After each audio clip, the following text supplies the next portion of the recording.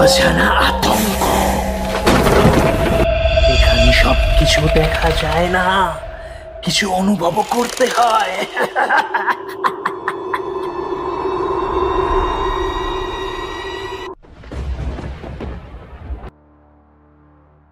আমাদের আজকের ভৌতিক নিবেদন সব সাধনার ছায়া।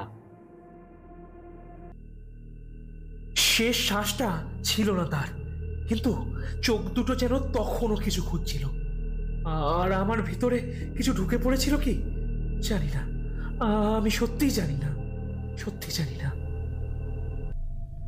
মাধব মুখার্জি, এক ৪৫ বছরের মৃতদেহ পড়ে আছে এক শ্মশান ঘাটের চাতালে। মুখে তার যন্ত্রণার ছাপ, কিন্তু কপালে লাল সিঁদুর আর গলার কাছে এক সোনালি তাবিজ। কেউ বুঝতেই পারছিল না এই মৃত্যুর পিছনে শুধু হৃদরোগ নাকি রয়েছে কোনো অদৃশ্য হাত। দৃশ্যটা দেখছিল একজন নিলয় সরকার, যার বয়স ৩২ বছর, পেশায় একজন মিউজিশিয়ান, কলকাতার বালিগঞ্জের বাসিন্দা তিনি। সে এখানে এসেছে তার মামা মাধবের শেষকৃত্যে উপস্থিত থাকতে। কিন্তু সত্যি কথা হলো, নিলয়ের মামা কোনো সাধারণ মানুষ ছিলেন না। মাধববাবু সারা জীবন জড়িত ছিলেন এক নিষিদ্ধ সাধনার পথে, যেটা ছিল সব সাধনা। তন্ত্রের এমন এক রীতি যেখানে মৃতদেহের ওপর জপ করতে হয় বিশেষ মন্ত্র দ্বারা। তান্ত্রিকদের বিশ্বাস এই সাধনার ফলে পাওয়া যায় অলৌকিক শক্তি, কিন্তু তার বিনিময়ে দিতে হয় চেতনার এক বড় মূল্য। নিলয় ছোটবেলা থেকেই জানত মাধববাবু অনেক রাত পর্যন্ত তার ছাদের ঘরে কিছু একা একা নিজে নিজেই বলতেন। ঘর থেকে বেরোত ধূপের গন্ধ, পচা মাংসের মতন একটা গন্ধ, আর কখনো কখনো ছায়ার মতন কিছু অদ্ভুত দৃশ্য দেখা যেত মাঝে মাঝে। শেষ জীবনে তিনি এক সাধনা শুরু করেছিলেন, যা নাকি বন্ধ হয়েছিল ১৮৫৬ সালে ব্রিটিশরা নিষিদ্ধ করায়। মৃত অন্তঃপ্রবেশ, এক ভয়ঙ্কর তন্ত্রক্রীড়া যেখানে সাধক মৃতদেহে প্রবেশ করে জ্ঞানার্জন পেতে চায়। মৃতদেহে ঢুকে আত্মা নিজের দেহে ফেরে না, এই আশঙ্কাই ভয়ানক।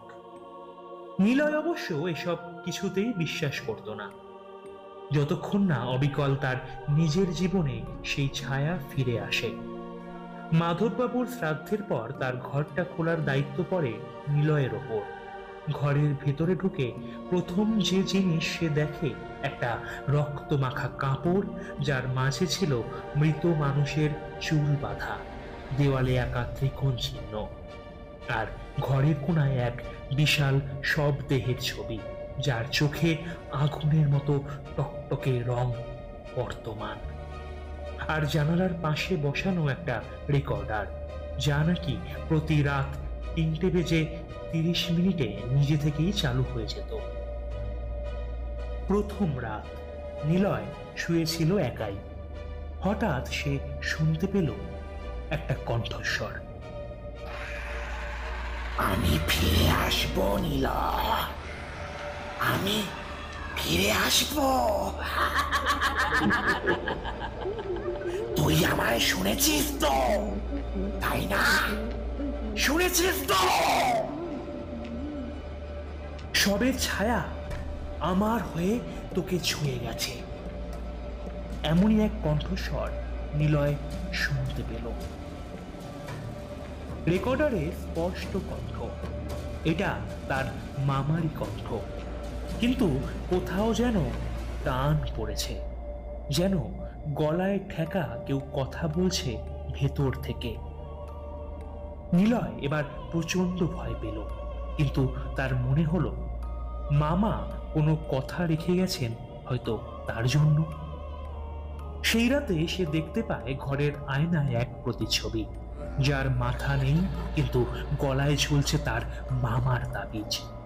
ঘুম থেকে উঠে সে খেয়াল করে নিজের হাত কেটে গেছে, ছড়িয়ে পড়ছে রক্তধারা, আর নিজের খাটের নিচে পাওয়া গেল এক পুরনো পোড়া কাগজ, যেখানে লেখা,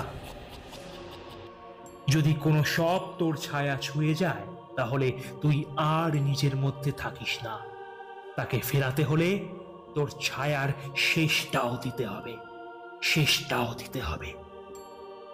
তারপর নিলয় জানতে পারে সেই শ্মশান ঘাটে এখন রাতের বেলা কেউ শবদাহ করতে যায় না, কারণ এক ভয়ঙ্কর গুজব আজও প্রচলিত রয়েছে সেখানে।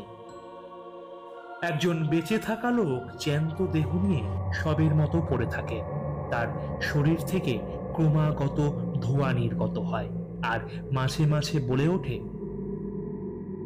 এবার আমাকে ফিরতে দাও, এবার আমাকে ফিরতে দাও, এবার আমাকে ফিরতে দাও।